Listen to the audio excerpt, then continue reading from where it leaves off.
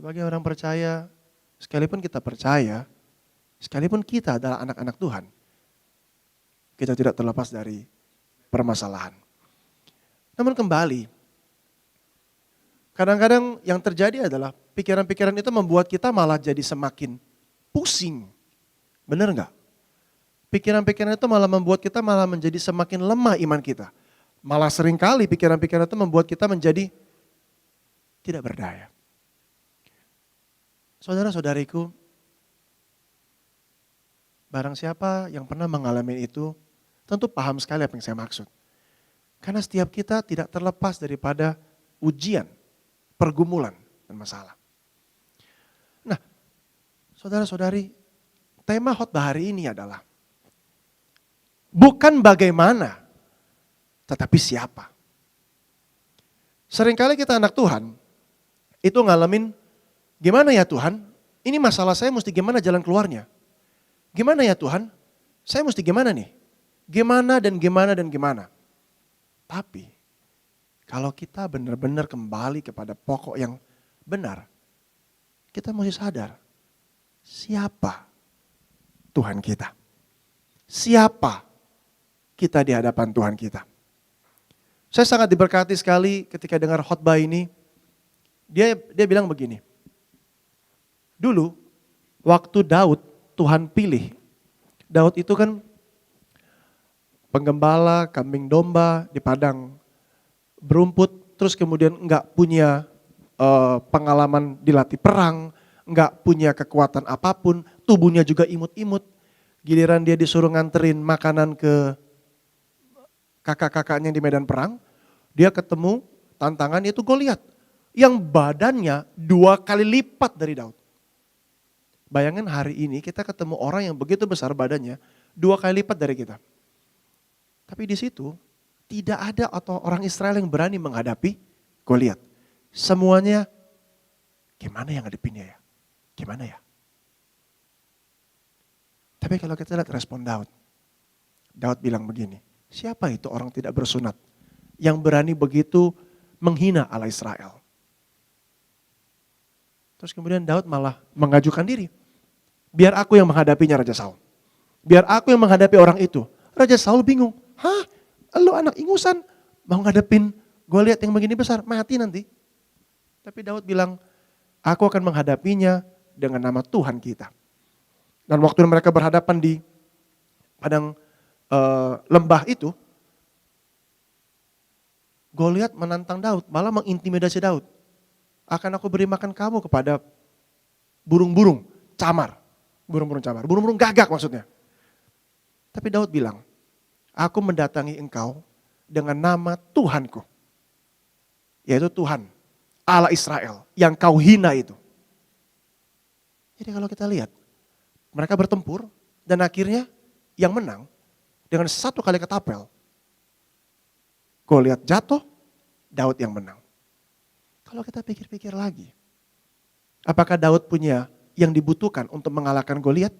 Secara pelatihan, secara kemampuan, secara kualifikasi?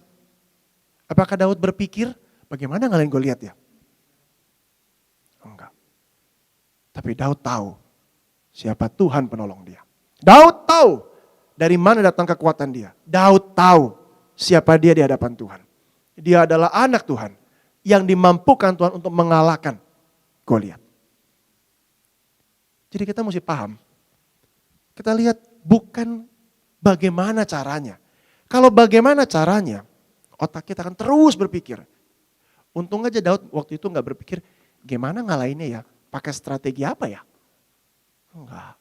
Tapi Daud berkata, aku mendatangi engkau di dalam nama Tuhan, Allah Israel.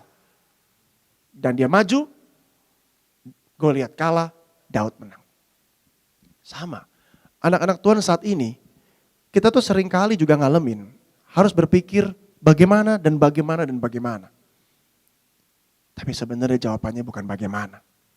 Jawabannya adalah siapa yang kita andalkan. Siapa kita di hadapan Tuhan.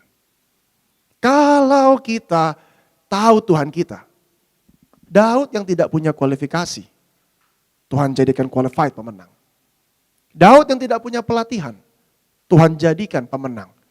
Dan seluruh Israel bersorak-sorai karena ada orang yang mengandalkan Tuhan. Apakah diri kita mengandalkan Tuhan? Apakah diri kita tahu siapa? Dan apakah diri kita betul-betul lebih memikirkan siapa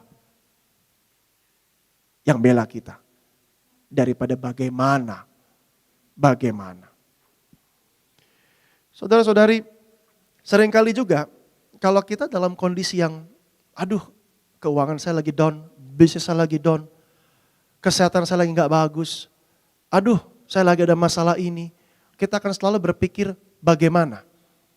Cenderungnya begitu. Tapi satu hal kita mesti tahu, kalau fokus kita adalah terus bagaimana dan bagaimana, kita hanya akan berputar di situ. Tapi kembali, bukankah harusnya fokus kita? Siapa Tuhan kita? Siapa yang akan menolong kita? Dari mana datangnya pertolongan kita? Dari Tuhan yang menjadikan langit dan bumi. Dialah yang akan menolong kita. Karena kita tahu Tuhan kita pembela kita. Karena kita tahu dari Tuhanlah datang pertolongan kita. Ada amin. Beri kemuliaan buat Tuhan.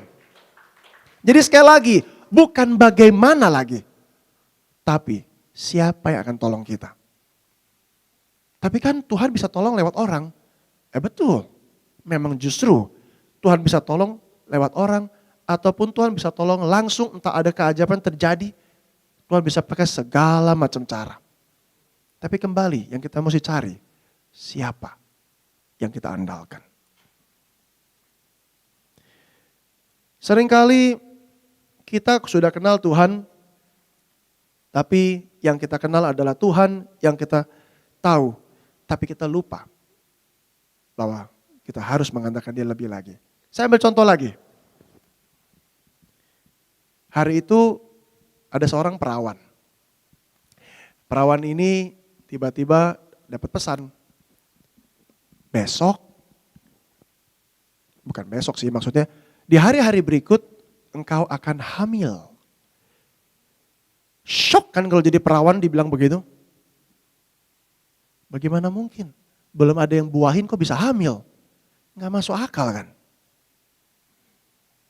Tapi kembali kita tahu itu cerita ada cerita Maria. Malaikat datang berkata bahwa engkau akan mengandung Yesus.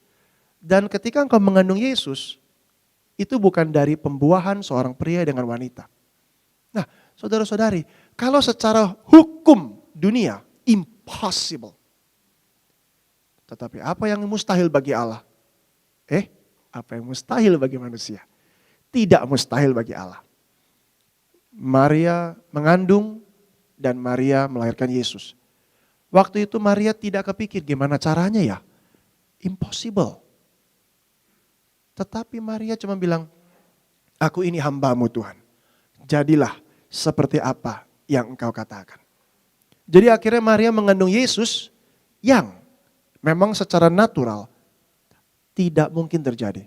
Dan kalau kita teliti di sejarah-sejarah punya arkeologi, bahwa memang kromosom Yesus, darah kan pernah ada ya, ditemukan dari ikat kepala Tuhan Yesus, terus kemudian dicek secara DNA, kromosomnya hanya sebagian.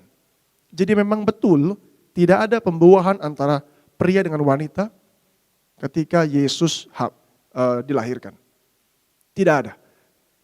Nah, seringkali kita nih manusia selalu mencari yang logis gimana ya, yang mungkin tuh gimana ya. Kira-kira nih jalan Tuhan kayak gimana? Kita mereka-reka jalan Tuhan. Kita mereka-reka bagaimana keluar dari masalah kita. Tapi kita lupa. Lebih penting daripada bagaimana adalah siapa.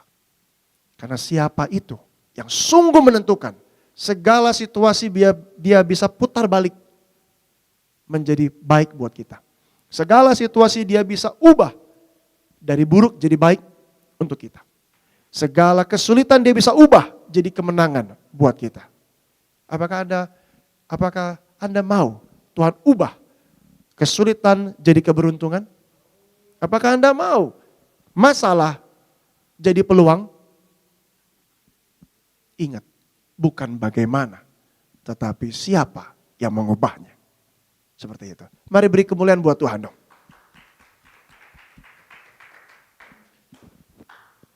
Saya sendiri ngalamin akhir-akhir ini, saya itu harus berhadapan dengan satu perusahaan yang mengunci saya. Karena memang saya punya kelalaian, saya punya keteledoran, dan juga saya punya kesalahan. Ketika saya dalam kondisi sudah terpojok, tidak bisa berbuat apa-apa. Sebelum saya ngambil langkah terakhir, yaitu ketemu mereka lagi, saya bertanya sama Tuhan, Tuhan saya mesti gimana? Tuhan bilang, duduk tenang, berdoa. Jadi pagi-pagi, alih-alih saya buru-buru keluar, saya duduk tenang di lantai 8 berdoa. Berdoa, memuji Tuhan, baca firman, selesai, tiba-tiba masuk WA. Dan dicari papi. Coba naik dulu nih, gimana urusan itu udah beres belum? Oh iya nih, belum. Iya tuh kemarin juga papi juga coba cari jalur tapi belum beres juga. Coba naik dulu ceritain lagi. Ya udah, saya naik lagi, saya ketemu orang tua saya ceritakan, saya siapin semua dokumentasinya, buktinya semua, saya berikan. Ayah saya bilang gini, ya udah coba ya dengan data ini nanti kita ajuin lagi. Apa yang terjadi? Ketika semua itu dimasukkan lagi, ketika saya tinggal tenang, duduk diam, mencari Tuhan dulu, mengandalkan Tuhan dulu. Di pagi hari saya gak gerasa gerusuk, itu saya naik lagi dan saya masukkan dokumennya ke ayah saya kirimkan ke temannya yang tadinya cuekin, dapat balasan. Oke, masalahnya kita beresin gini. Nanti kamu dihubungin. Tiba-tiba orang yang tadinya ngunci saya, yang udah tidak mau membantu saya, tiba-tiba telepon. Bukan telepon, jadi WA dulu. Pak, boleh telepon Bapak gak? Tiba-tiba jadi baik. Padahal kondisinya itu saya sudah terkunci, ibaratnya dipojokkan sama mereka. Tiba-tiba jadi baik. Pak, saya izin telepon Bapak. Oke, 1 jam lagi ya, masih ada meeting. Giliran saya dong yang jadi agak, ntar dulu kenapa nih tiba-tiba jadi baik gitu kan. Setelah itu saya angkat teleponnya, atau pas dia telepon, terus dia bilang, iya Pak, saya dapat perintah nih dari atas untuk urusin case Bapak supaya selesai dengan segera. Oh, gitu ya Pak? Siapa Pak yang perintah Pak? Iya Pak, dari atas Pak. Oh begitu. Lihat, saya cuma mau bilang poin adalah gini. Ketika kita tahu siapa, itu lebih penting daripada bagaimana. Sesungguhnya saya tidak kenal dengan atasan dia. Mungkin ayah saya pun juga tidak kenal secara pribadi. Tetapi saya kenal Tuhan Yesus Kristus yang sanggup mengubahkan situasi. Dan saya cari dia dulu di awal hari, dan kita cari dia dulu di awal hari supaya diubah situasinya. Tadinya saya dipojokkan, sekarang akhirnya saya malah yang dapat keuntungan atau keunggulan posisi. Meja berbalik posisinya. Hari ini kita ada ngobrol-ngobrol sedikit mengenai saham. Ngobrol-ngobrol mengenai saham, kadang-kadang kan saham kan bisa minus gitu kan. Kalau pas minus kita ngeliatin pusing katanya gitu. Mendingan buka IG teman saya bilang. Daripada ngeliatin saham minus mending buka IG ya. Tapi ketika dia berbalik positif, kita kan jadi semangat lagi, bener gak? Semangat lagi, wih ada pengharapan, wih untung dan sebagainya. Wih langsung tuh, gitu kan. Poin saya cuma begini, manusia itu seperti itu. Manusia itu selalu akan melihat kalau lagi down, gimana ya biar naik gitu kan. Tapi kalau udah lagi naik, happy-nya luar biasa, langsung ada euforianya. Kalau bahasa ilmiahnya ada endorfinnya gitu loh. Atau kalau bahasa lebih ilmiah lagi ada adrenalinnya gitu lah. Intinya happy. Jadi saya mau bilang, supaya kita happy, jangan fokus di bagaimana. Tapi supaya kita bahagia, fokus di siapa yang akan menolong kita. Fokus siap kepada siapa yang akan menolong kita untuk mengubah situasi kita. Sehingga dengan begitu kita bisa bahagia. Karena Tuhan kita tidak pernah gagal. Karena Tuhan kita punya kuasa.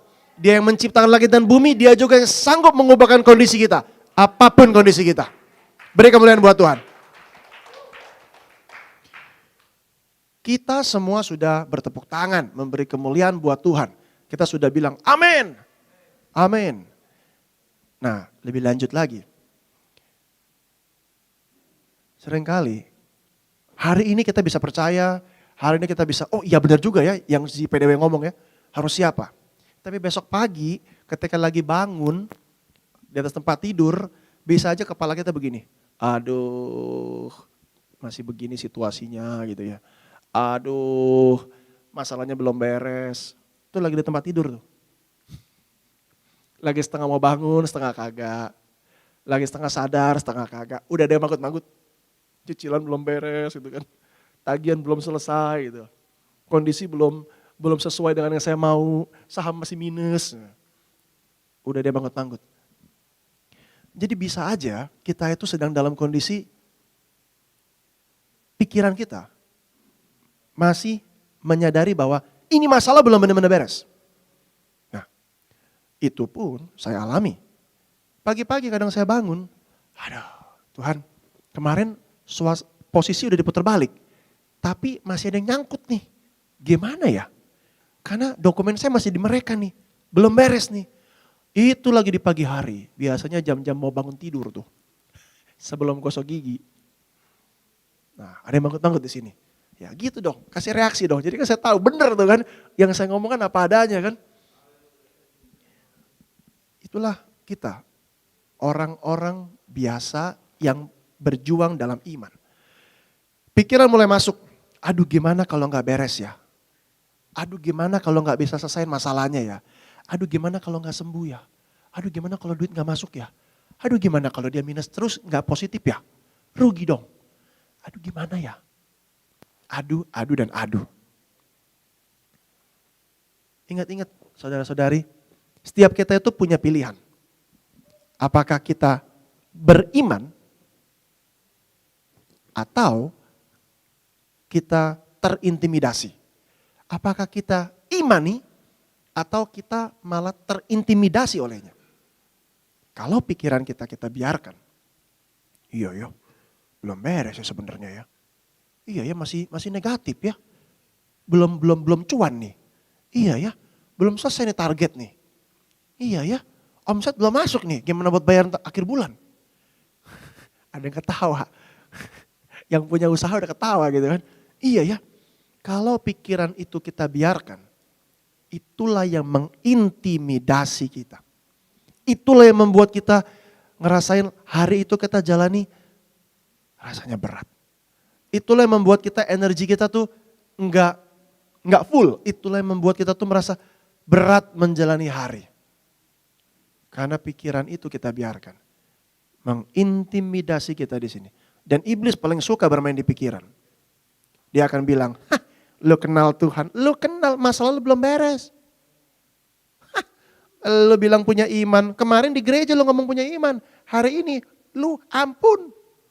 Hah, lu bilang masalah beres kemarin. Buktinya hari ini lu masalah lagi. Iblis paling suka nembakin hal-hal begitu. Ke dalam pikiran kita. Sehingga membuat kita goyah. Sehingga membuat kita merasa, iya ya jangan-jangan. Saudara-saudari saya mau ingetin.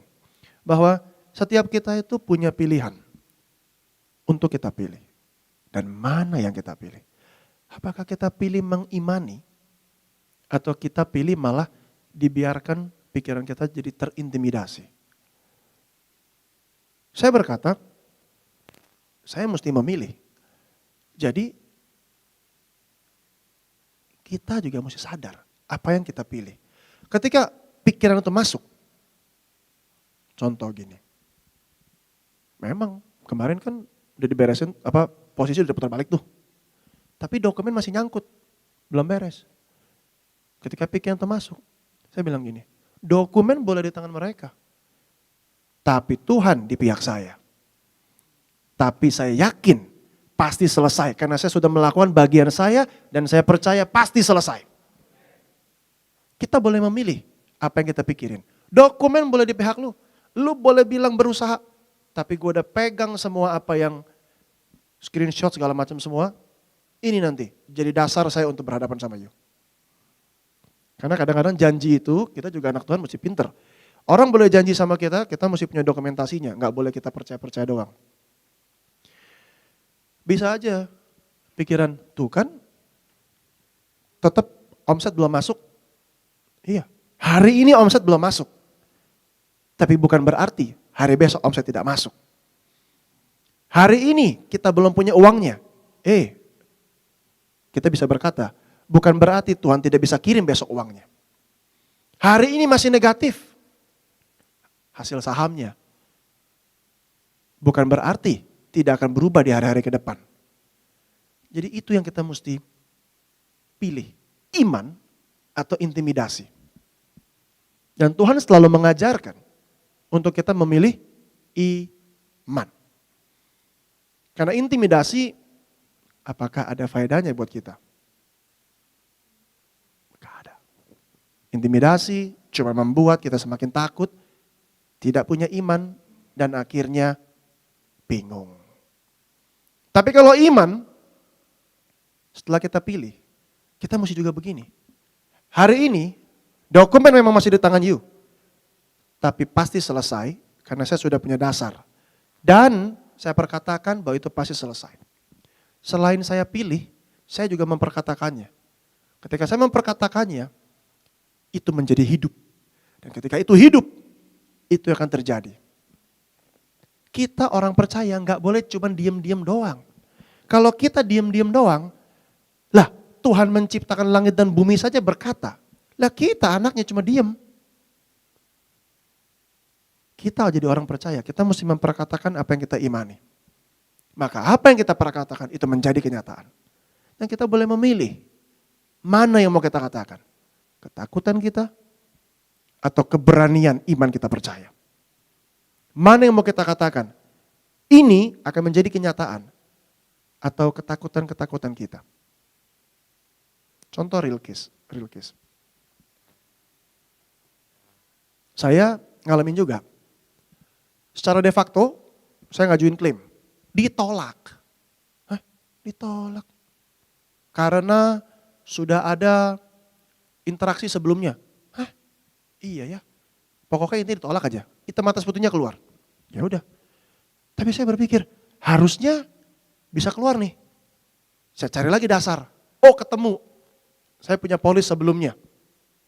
Saya ajuin lagi. Ditunggu jawabannya. Ditunggu melulu jawabannya. Kesel gue rasanya. Habis itu saya berkatakan, Tuhan saya punya dasar, saya minta Tuhan bekerja, dan saya perkatakan. Saya perkatakan bahwa ini akan jadi kenyataan. Bahwa akan keluar, akan dibuktikan bahwa akan cair. Setelah lewat waktu penantian, menjadi kenyataan. Jadi kembali, kalau saya hanya diam-diam saja, tidak memperkatakan dan tidak bertindak, bagaimana mungkin jadi? Dan itu bukan berlaku cuma buat saya loh. Tuhan berkata bahwa apa yang kita perkatakan itu menjadi kenyataan. Karena apa yang kita imani itu menjadi perkataan kita. Jadi saudara-saudari, kalau Anda sudah memilih apa yang Anda imani, ingat, perkatakan apa yang Anda imani. Maka itu baru menjadi kenyataan. Ada amin?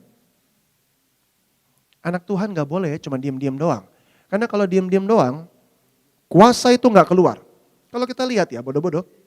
Kita lihat, Tuhan sendiri ketika dia menciptakan langit dan bumi, ketika semua ini belum ada, ketika semua belum ada, Tuhan itu memperkatakan, ia berfirman maka jadilah. Ia berfirman terang maka jadilah terang. Ia berfirman air jadi satu maka jadilah samudera raya. Ia berfirman maka jadilah. Ia berfirman maka jadilah. Ia berfirman maka jadilah. Terus kalau anak Tuhan nggak ngomong ngarep, nggak ngomong ngarep, nggak ngomong ngarep, nggak nyambung. Harusnya anak Tuhan adalah beriman, memperkatakan jadi. Beriman, memperkatakan jadi. Beriman, memperkatakan jadi. Harusnya kan begitu. Allahnya demikian, anak-anak Allahnya juga harus demikian. Karena memang itu hukumnya. Coba ingat-ingat lagi. Coba ingat-ingat lagi. Ketika kita pernah punya iman dan kita memperkatakan itu setiap kali. Pernah nggak itu malah menjadi kenyataan kita? Coba ingat-ingat lagi. Pernahkah Anda beriman lalu Anda memperkatakannya berulang, ulang kali. Dan itu menjadi kenyataan. Buat Anda yang pernah, itu yang dimaksud. Iman yang diperkatakan menjadi kenyataan. Iman yang diperkatakan menjadi kenyataan. Tentunya nggak boleh cuma ngomong doang ya. Habis ngomong bertindak, habis ngomong bertindak. Karena dari apa yang dikatakan itu menjadi kenyataan karena kita juga bertindak. Gampangnya adalah gini, ketika saya ngurusin klaim itu, saya juga setelah bilang ini harusnya cair, ini harusnya cair. Ya saya telepon, Pak follow up gimana? Itu kan tindakan. Pak pagi gimana? Sampai bosan orangnya. Sampai akhirnya, ya Pak, tiba-tiba satu pagi masuk. Saya tanya dong, ini uang apa ya Pak? Oh iya Pak, udah disetujuin. Poin cerita saya adalah, kita setelah beriman, kita memperkatakan, kita juga mesti bertindak. Sampai itu menjadi kenyataan. Ada amin? Bagaimana Anda? Apakah Anda juga beriman daripada terintimidasi? Apakah Anda memperkatakan daripada hanya diam-diam saja? Dan apakah Anda melakukan yang harus dilakukan daripada sekadar itu maksud saya. Semoga ini menguatkan, karena yang penting adalah kita tahu kita anak-anak Allah, ada pembela kita. Dan pembela kita mau kita beriman. Dan pembela kita mau kita memperkatakan apa yang kita imani. Dan pembela kita juga mau kita melakukan apa yang kita imani. Baru segala sesuatunya menjadi nyata. Mari beri kemuliaan buat Tuhan dong. Karena itu kan yang Tuhan ajarkan kan. Itu yang Tuhan ajarkan. Seperti kalau kita lihat lagi dari kehidupan Daud. Kalau kita belajar dari kehidupan Daud ya. Daud itu adalah yang menulis kitab Mazmur. Saya diberkati sekali membaca kitab Mazmur dari Alkitab sepanjang tahun. Di situ kalau saya lihat, Daud itu dalam segala kesulitan hidupnya, terhimpit musuh sana sini, dijepit, dijebak, dicelakai orang.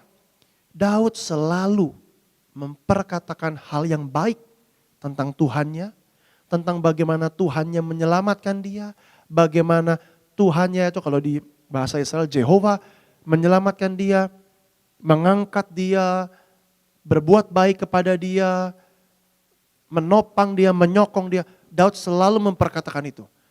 Tidak pernah saya baca di Mazmur, Daud mengutuki Tuhannya, Daud melawan Tuhannya, enggak pernah. Daud selalu memperkatakan hal yang baik.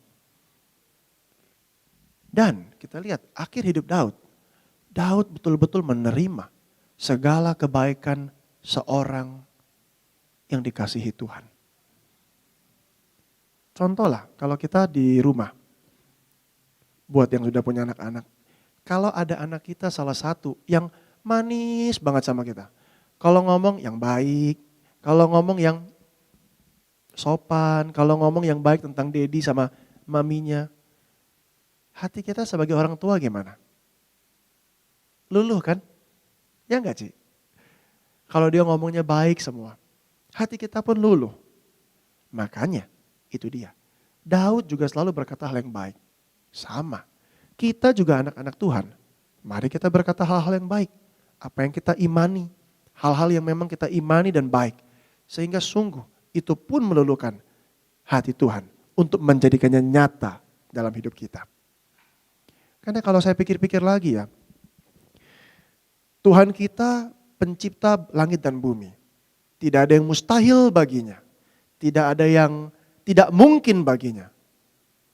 Lalu, apa yang mesti bikin dia mengubah situasi? Segala sesuatu kita bisa ubah. Contoh kalau kita main game. Kalau kita main game, kita punya cheat code. Kita bisa atur nih, pasukan di mana lah, kondisi bagaimana kita bisa atur semua. Itu kan kita seperti Tuhan. Kenapa juga saya mesti atur begini, siapa yang menang, siapa yang kalah. Jadi akhirnya saya menyadari ujung akhirnya sebetulnya adalah bagaimana kita baik-baik sama Tuhan. Kita bagaimana baik-baik sama Tuhan supaya Tuhan mengatur cheat-nya itu demi kebaikan kita. Ada orang yang pahit sama Tuhan, akhirnya kenapa juga Tuhan harus atur yang baik buat dia, lah dia memperkatakan sendiri hal-hal pahit. Tetapi Daud yang sudah menerima hal-hal pahit pun, dia baik, dia tetap baik. Dia tetap memperkatakan hal yang baik, beda sekali sama Saul. Saul ngalamin dikit masalah, langsung pahit. Ngalamin dikit masalah, langsung melawan Tuhan. Ngalamin dikit masalah, langsung tidak lagi mengandalkan Tuhan. Itulah yang menjadi kenyataan hidup dia. Tapi kalau Daud, apapun masalahnya, apapun problemnya, dia selalu berkata hal yang baik. Maka itu yang menjadi kenyataan hidupnya. Orang dunia mau bilang, itu kan hukum alam. Itu kan the secret. Itu kan universe. Orang dunia mau bilang begitu. Orang dunia tidak kenal bahwa sesungguhnya yang mengatur hukum alam, yang mengatur universe adalah pencipta alam itu sendiri. Yang memang menggariskan hukum. Apa yang diperkatakan, itu yang menjadi kenyataan. Apa yang diimani, itu yang menjadi kenyataan. Jadi kembali, kita boleh pilih mana yang mau kita perkatakan. Mana yang mau kita imani, dan mana yang mau kita lakukan. Biarlah segala sesuatunya yang baik, itu yang kita lakukan. Lalu, saya sering kali ya, pagi-pagi saudara-saudari, kalau bangun tuh ya, kadang gini kan, kita bangun tuh energi masih 10%, 20%, aduh malas-malas dulu nih. Kayaknya hari ini enak tidur lagi 10 menit lagi gitu. Kalau bisa snooze button, snooze. Nggak bangun-bangun. Udah siang terpaksa mesti bangun. Nah, saya sering kali ngalamin gini, kalau udah bangun, terus kemudian langsung sibuk, saya ngalamin sepanjang hari itu capek. Tahunya ntar jam 4, jam 5 udah lemes, udah capek. Tapi, akhir-akhir ini kalau bangun pagi, duduk tenang, minum air putih dulu, segelas, baru kemudian ngomong sama Tuhan, Tuhan hari ini aku mau bersamamu dulu.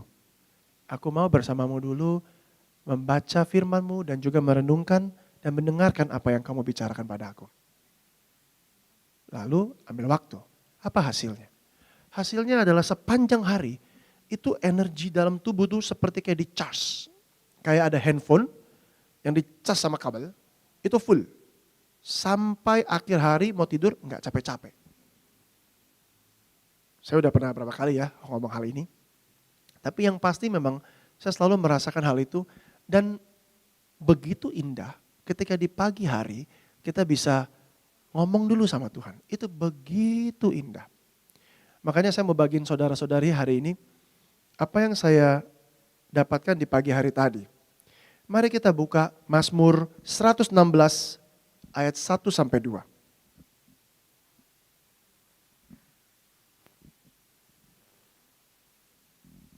Dan saya akan mengajak saudara-saudari di sini untuk sama-sama baca supaya kita semua sama-sama mendengar firman sehingga kita semua dapat sesuatu. Karena kalau enggak takutnya kita semua sama-sama ngantuk. Mazmur 116 ayat 1 sampai 2. 3, 2, 1. Aku mengasihi Tuhan sebab Ia mendengarkan suaraku dan permohonanku. Sebab Ia menyendengkan telinganya kepadaku. Maka seumur hidupku aku akan berseru kepadanya. Siapa pembuat Mazmur? Kitab Mazmur? Daud. Daud bilang, Daud mengasihi Tuhan. Karena Daud tahu Tuhan mendengar suara Daud dan permohonan Daud. Saudara-saudari, Tuhan pernah bilang, kita ini adalah anak-anak Tuhan yang akan menuliskan kisah hidup kita sama seperti anak-anak Tuhan yang sudah tertulis kisah hidupnya dalam Alkitab. Jadi kalau boleh bilang, Daud sama kita sama-sama anak Tuhan. Namun Daud mengasihi Tuhan.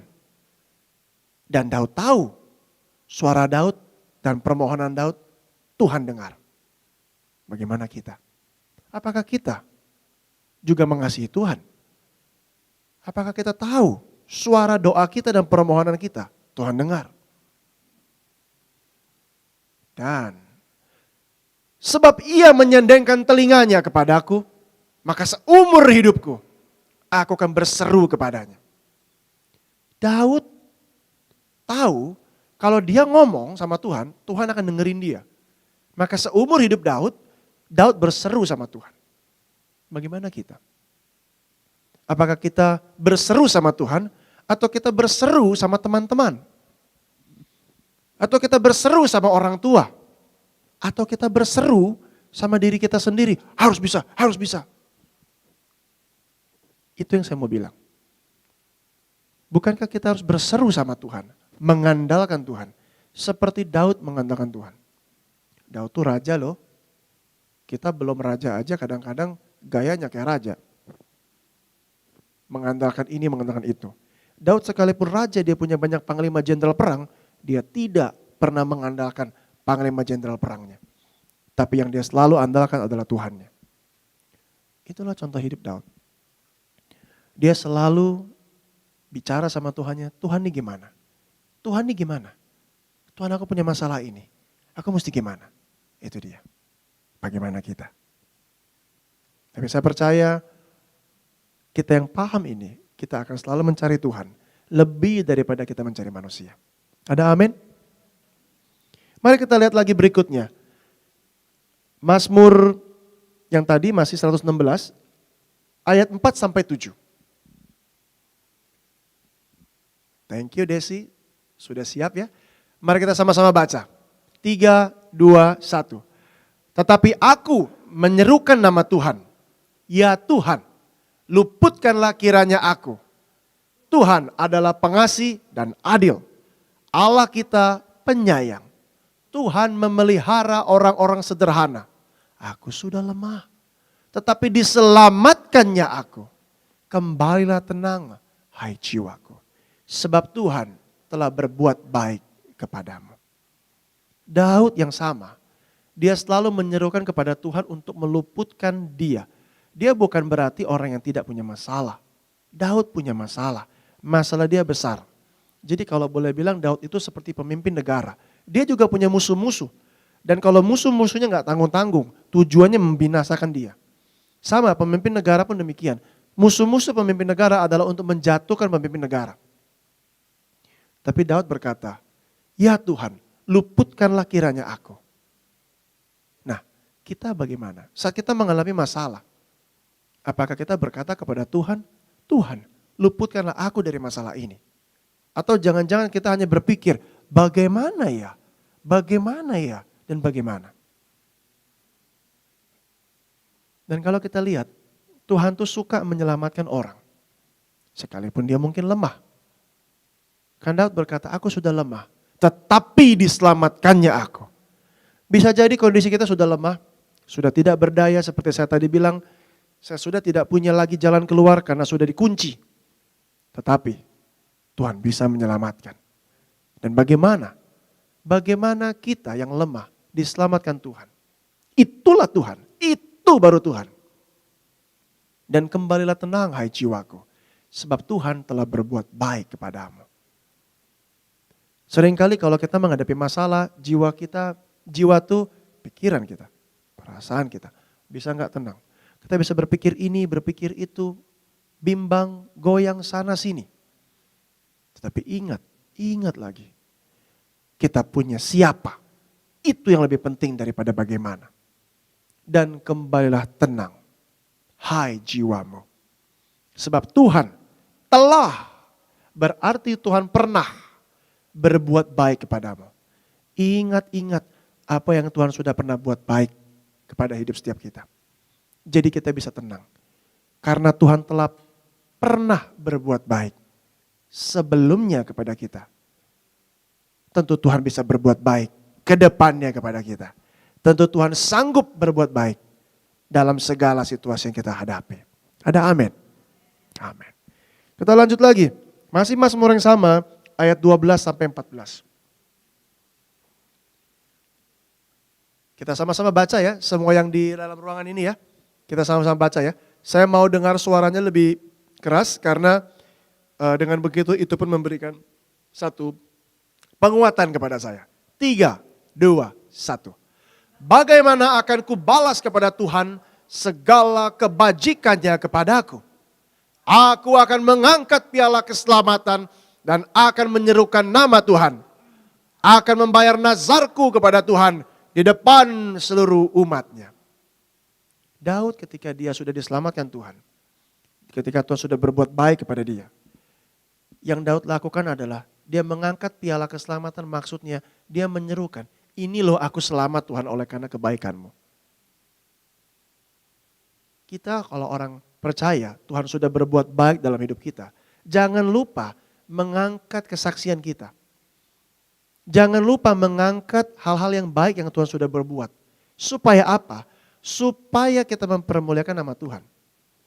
Dan menyerukan nama Tuhan. Bahwa ada campur tangan Tuhan dalam pergumulan kita. Jadi jangan kita diam-diam aja. Jangan kita, oh ya udah, kamsia Tuhan, sie-sie. Tapi kita enggak mempermuliakan nama Tuhan. Sedangkan kalau Daud, dia bahkan membayar nazar. Nazar itu janji kepada Tuhan. Kadang-kadang kita kalau bermasalah, kita bilang Tuhan saya janji. Nanti kalau saya sudah keluar dari masalah, saya akan begini, saya akan begitu. Saya akan bayar perpuluhan, saya akan bantu ini, saya akan begitu. Banyak janji. Ketika sudah digenapi, bagaimana? Apakah kita membayar nazar kita, janji kita? Seharusnya kita membayar semua yang sudah kita janjikan kepada Tuhan. Di depan seluruh umatnya. Kenapa di depan seluruh umatnya?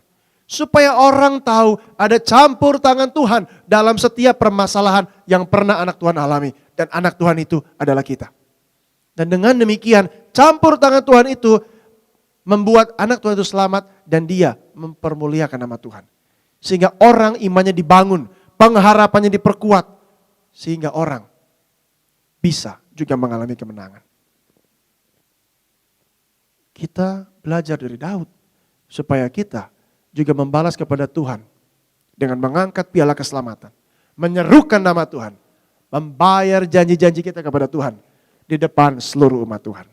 Ada amin? Jadi ingat ya yang pernah janji sama Tuhan ya. Saya nggak tahu nih kenapa ini juga di point out ya. Janji sama Tuhan, Tuhan dengar loh. Masih Mazmur 116 ayat 17 sampai 18. 3, 2, 1. Aku akan mempersembahkan korban syukur kepadamu dan akan menyerukan nama Tuhan. Akan membayar nazarku kepada Tuhan di depan seluruh umatnya. Di sini ada poin penekanan di mempersembahkan korban syukur kepadamu. Bayangin kalau kita posisi jadi Tuhan. Kita punya semuanya. Bumi langit, emas perak, semua Tuhan punya. Hidup Tuhan punya. Lalu apa yang bisa bikin kita senang kalau kita jadi Tuhan? Contoh kita jadi orang tua deh. Kita semua yang punya harta di rumah. Apa yang bisa bikin kita senang? Bukankah salah satunya dan terutama adalah ketika anak kita bilang, "Papa terima kasih ya, Mama terima kasih ya, Papa Mama baik deh. Thank you ya udah beliin Kentucky Fried Chicken. Thank you ya, thank you ya." Yang udah jadi orang tua pasti paham. Sama.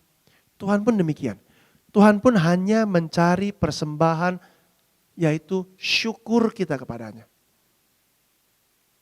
Bukankah kita anak? Bukankah ia adalah Bapa? Kalau kita sebagai Bapa, senang anak kandung kita mengucap syukur, bisa berterima kasih. Bukankah kita sebagai anak juga akan membuat Bapa senang saat kita bisa mengucap syukur dan berterima kasih kepada Tuhan atas segala kebaikannya. Jadi makanya sering-sering bersyukur, jangan bersungut-sungut. Ada amin? Apapun syukuri dulu. Maka segala sesuatu akan Tuhan bisa ubahkan demi kebaikan kita. Ada amin? Kalau kita sebagai orang tua saja senang kalau anak kita bisa bersyukur, kita punya keterbatasan loh dalam kemampuan mengubah situasi buat anak kita. Tapi Tuhan tidak punya keterbatasan dalam Dia mampu mengubah situasi kita. Ada amin? Sering-sering mengucap syukur sama Tuhan. Amin? Kita lihat Yakobus 1 ayat 3 sampai 4. Kalau Alkitab sepanjang tahun itu dia ada pembahasan kitab Mazmur, kitab Amsal, kitab Perjanjian Baru dan Perjanjian Lama. Hari ini di salah satu Perjanjian Baru di Yakobus 1 ayat 3 sampai 4 ini bicara mengenai iman. Kita sama-sama baca ya. 3, 2, 1. Sebab kamu tahu bahwa ujian terhadap imanmu itu menghasilkan ketekunan. Dan biarkanlah ketekunan itu memperoleh buah yang matang. Supaya kamu menjadi sempurna dan utuh dan tak kekurangan suatu apapun. Kalau kita bicara iman, ini kan poinnya adalah iman. Contoh iman yang paling dahsyat yang saya rasa saya nggak sanggup kalau jadi dia, yaitu imannya Ayub. Bagaimana dia ditekan, diizinkan pencobaan datang mencobai dia dari mulai bangkrut, sakit, ditinggalkan, hampir mati. Iman. Memang waktu itu Tuhan pernah bilang sama iblis, engkau lihat hambaku Ayub? Oh, iblis bilang, iya karena engkau melindungi dia. Ini ibaratnya Tuhan sedang bilang gini, engkau lihat ciptaanku ini, gelas ini tidak mungkin pecah. Terus kemudian iblis bilang, masa? Iya. Terus Tuhan bilang, oke, lu banting aja. Gitu. Betul, dibanting sama iblis. Dan ternyata tidak pecah. Itulah. Iman Ayub diuji sampai sedemikiannya. Dan ternyata tidak pecah. Dan iman Ayub itu memperoleh buah yang matang. Dia tidak mengutuki Tuhannya. Tapi dia percaya 100% kepada Tuhannya. Sehingga sungguh imannya itu menjadi buah yang matang. Dan Ayub punya iman yang demikian menjadi sempurna, utuh, dan tidak kekurangan sesuatu apapun. Kalau kita lihat, setelah lewat ujian itu, apakah Ayub kekurangan sesuatu anaknya enggak ada? Anaknya dikembalikan lagi kan? Kemudian apakah dia tetap bokeh? Enggak kan? Dipulihkan lagi, bahkan 2 kali lipat. Apakah dia tetap kusta? Borok? Enggak kan? Sehingga semua yang kita lewati itu adalah ujian. Pertanyaannya, apakah kita lulus uji? Kalau kita lulus uji, maka segala sesuatu dikembalikan sama Tuhan. Ada amin. Jadi jangan takut. Kalaupun kita harus diuji melewati sakit penyakit yang ditakuti oleh dunia ini. Kalau kita sudah lulus uji, segala sesuatu dikembalikan sama Tuhan. Sehat-sehat aja, baik-baik aja. Tetapi justru saudara-saudariku yang hidup dalam banyak ketakutan. Justru saudara-saudariku yang hidup dalam banyak kekhawatiran. Anda mesti menguji diri Anda sendiri. Apakah Anda sungguh percaya? Atau Anda hidup ngomongnya percaya. Kenyataannya ketika diuji, Anda takutnya setengah mati. Ngomong gampang, saya percaya. Ngomong gampang, diuji dulu. Ngomong gampang, ini gelas gak mungkin pecah. Benar, uji dulu. Ngomong gampang, saya berserah sama Tuhan. Diuji dulu sampai berserah. Ngomong gampang, saya beriman. Diuji dulu imannya. Jadi saya mau bilang sama saudara-saudari yang masih ketakutan akan hal-hal yang kita lagi hadapi. Apakah Anda benar beriman? Apakah Anda benar-benar sudah lulus uji? Kalau belum, saya berdoa supaya Anda juga lulus uji. Karena kita anak-anak Tuhan hanya boleh mendoakan hal-hal yang baik. Supaya setiap kita lulus uji. Ada amin? Amin. Mari kita lihat Yakobus 1 ayat 5 sampai 6.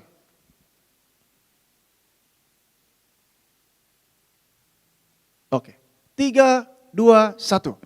Tetapi apabila di antara kamu ada yang kekurangan hikmat, hendaklah ia memintakannya kepada Allah, yang memberikan kepada semua orang dengan murah hati dan dengan tidak membangkit-bangkit. Maka hal itu, yaitu hikmat, akan diberikan kepadanya. Hendaklah ia memintanya dalam iman dan sama sekali jangan bimbang. Sebab orang yang bimbang sama dengan gelombang laut yang diombang-ambingkan kian kemari oleh angin. Penekanan di sini adalah hikmat. Kita tahu salah satu contoh orang yang sangat berhikmat adalah Salomo. Waktu Salomo minta hikmat, waktu dia mempersembahkan korban yang begitu banyak, Tuhan tanya kan, "Hai Salomo, apa yang engkau mau daripada aku?" Salomo bilang, "Bagaimana aku bisa memimpin umatmu Tuhan? Aku memerlukan hikmat daripadamu." Waktu itu, untungannya Salomo gak gini, "Tuhan kasih gak ya?"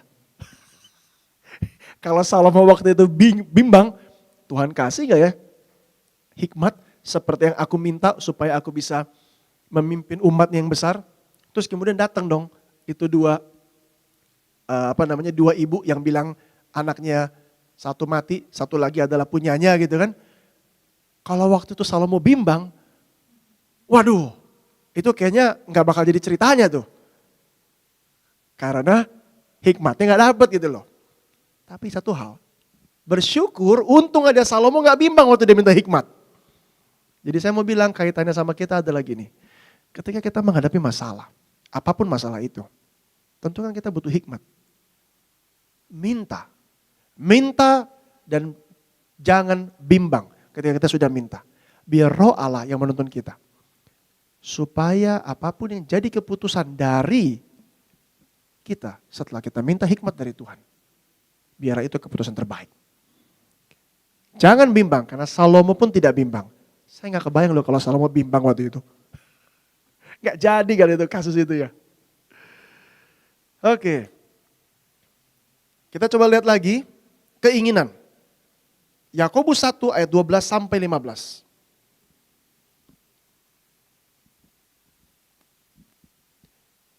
Kita sama-sama baca, kita sudah di akhir khotbah dan saya lihat kalau sudah di akhir langsung begini Pak. Oke, udah mau akhir.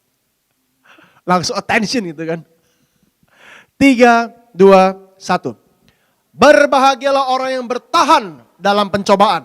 Sebab apabila ia sudah tahan uji, ia akan menerima mahkota kehidupan yang dijanjikan Allah kepada barang siapa yang mengasihi dia. Apabila seorang dicobai, janganlah ia berkata, pencobaan ini datang dari Allah. Sebab Allah tidak dapat dicobai oleh yang jahat dan ia sendiri pun tidak mencobai siapapun. Lanjut.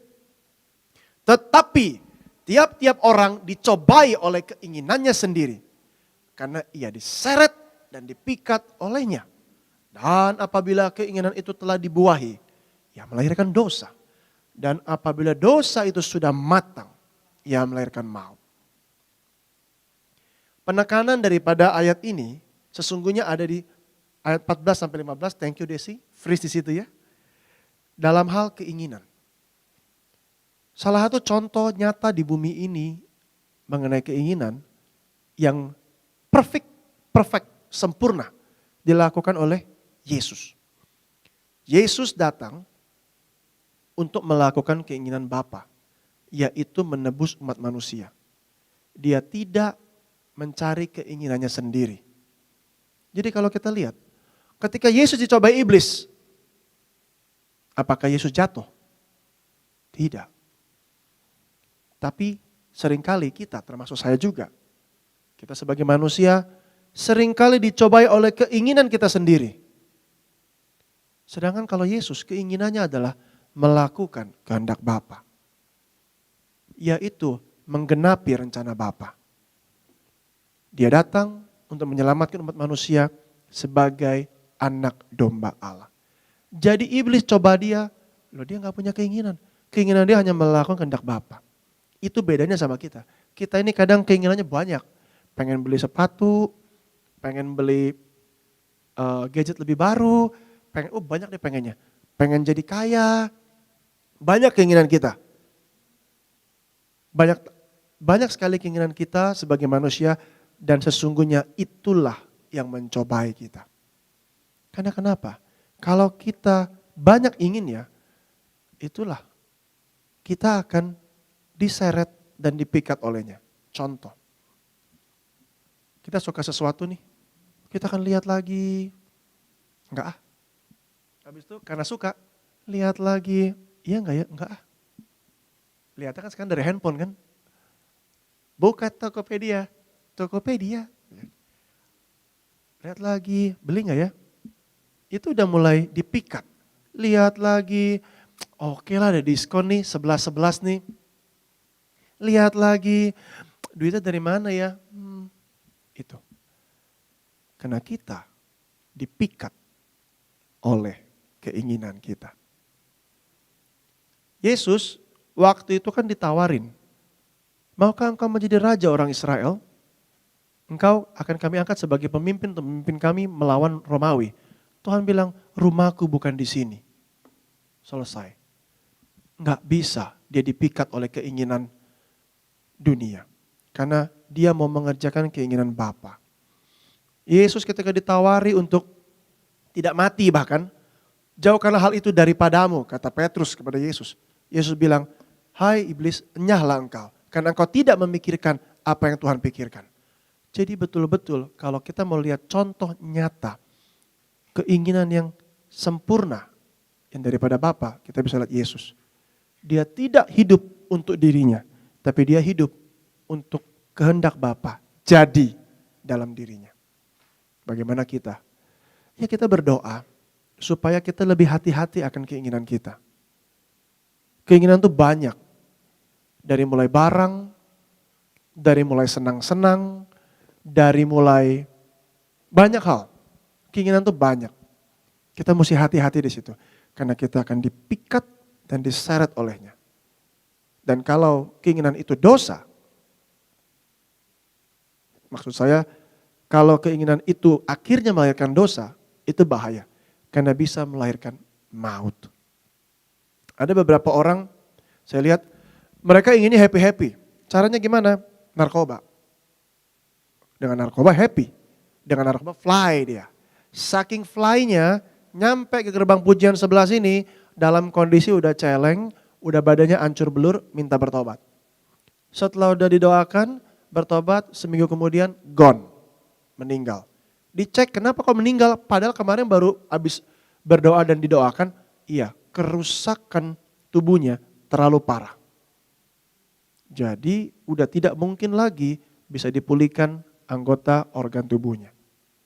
Itulah salah satu contoh nyata keinginannya happy-happy, hedonisme, melahirkan dosa, dosanya matang, organnya matang. Udah organnya matang, check out meninggal. Untung aja di akhir hidupnya dia masih cari Tuhan. Jadi pas dicek, masih nyampe ke pangkuan Bapak Abraham. Tapi ya cuma sampai di pangkuan ya. Kalau cuma sampai di pangkuan ya jangan harap ada harta rohani ya. Tapi itulah contoh keinginan yang dibuahi dosa dan akhirnya melahirkan maut. Bagaimana kita? Seberapa banyak keinginan kita? Karena keinginan kita itulah yang akan menyeret, memikat kita. Makanya kita mesti hati-hati apa yang kita ingini. Bisa dapat sampai sini? Yang terakhir, langsung lebih melek lagi. Udah terakhir nih.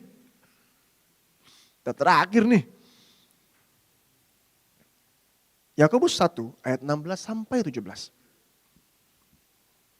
3, 2, 1. Saudara-saudara yang kukasihi, janganlah sesat. Setiap pemberian yang baik dan setiap anugerah yang sempurna datangnya dari atas. Diturunkan dari Bapa segala terang. Padanya tidak ada perubahan atau bayangan karena pertukaran. Kadang-kadang ada orang datang bilang begini, saya diberkati Tuhan, tapi kok jadi masalah ya? Saya dapat order, tapi kok saya masalah sekarang kena ke pajak ya? Saya dapat berkat, tapi kok sekarang gak damai sejahtera ya malah ribut? Ntar dulu, Kalau kita kembali kepada ini, setiap pemberian yang baik dan setiap anugerah yang sempurna datangnya dari atas. Berarti dia baik, sempurna, tidak menimbulkan masalah. Ada amin? Kita pahami dulu nih. Kok gitu? Masa gak menimbulkan masalah? Buktinya saya kena masalah. Kita cek dulu. Kalau kita sebagai ayah, ibu, anak kita minta sesuatu, mungkin gak kita kasih dan itu akan menjadi masalah. Mau gak kita tujuannya itu? Contoh saya punya anak, 3 cowok semua, minta motor, usia 16 tahun, minta motor, Ninja Kawasaki 250 cc, warna merah, kalau kurang cocok hijau, Denson merah, Brian biru, Josh hijau gitu. Kira-kira kalau saya sebagai bapak yang baik mau saya kasih gak umur 16, 17, 18, mau saya kasih gak? Ada yang bilang kasih, bagus. Kalau saya tidak akan saya kasih. Kenapa? Karena saya tahu mentalnya belum siap untuk menghadapi cc motornya itu. Artinya saya mau bilang gini, saya bapak, dunia yang punya hikmat terbatas saja bisa baca. Ini kalau saya kasih nih 250 cc, ini bahaya. Saya aja bisa baca dan saya tidak akan kasih. Apalagi Bapak kita di surga yang bisa melihat masa depan. Yang bisa mengerti apa yang bakal terjadi. Yang tahu apa konsekuensi dari setiap kejadian. Mana mungkin dia kasih sama anaknya yang berbahaya. Lah, terus timbul dong. Lah kalau gitu, itu berkat dari mana? Kok berkat tapi bikin saya jadi masalah? Ada orang begini. Aduh puji Tuhan. Kenapa? Kredit bank cair. Oh, kok bisa puji Tuhan? Iya, kita berharap-harap biar cair. Kemarin mau jaminin gudang, nggak diterima-terima. Sekarang jaminin gudang 30M, cair nih 70%. Jadi 21M, cair nih, puji Tuhan. 3 tahun kemudian disita gudangnya. Terus kemudian bilang gini, kenapa ya? Udah cair, tapi kok disita sekarang ya? Kok sekarang saya jadi gak punya gudang, jadi punya bank? Come on. Itu sebenarnya pemberian dari atas, atau kita sendiri yang mengikatkan diri dengan perjanjian hutang piutang. Kita mesti bisa bedain. Kalau itu tidak jadi masalah, barulah itu pemberian yang baik datangnya dari atas. Yang sempurna. Tapi kalau itu jadi masalah, belum tentu itu pemberian dari atas. Bisa dipahami? Sama. Kalau kasih motor merah, hijau, biru, itu bakal mengakibatkan resiko bahaya. Kita sebagai bapak yang waras, masa ia ngasih? Kalau ngasih kredit bank, udah gitu itu bakal jadi masalah buat anak-anak Tuhan. Masa iya Bapak di surga kasih izin? Bisa jadi itu memang urusan kita mengikatkan diri. Kita sebagai anak mengikatkan diri dengan perjanjian sehingga terjadi masalah. Jadi kembali saudara-saudari, ayah yang baik akan selalu memberikan pemberian tanpa masalah bagi anak-anaknya. Apalagi Bapa yang sempurna. Dia pasti memberikan yang terbaik bagi kita tanpa masalah buat kita dan itu akan membawa kemuliaan bagi namanya. Saya percaya saudara-saudari bisa mendapat makna-makna utama dari penyampaian firman ini dan biarlah setiap kita diberkati. Mari kita tutup dalam doa.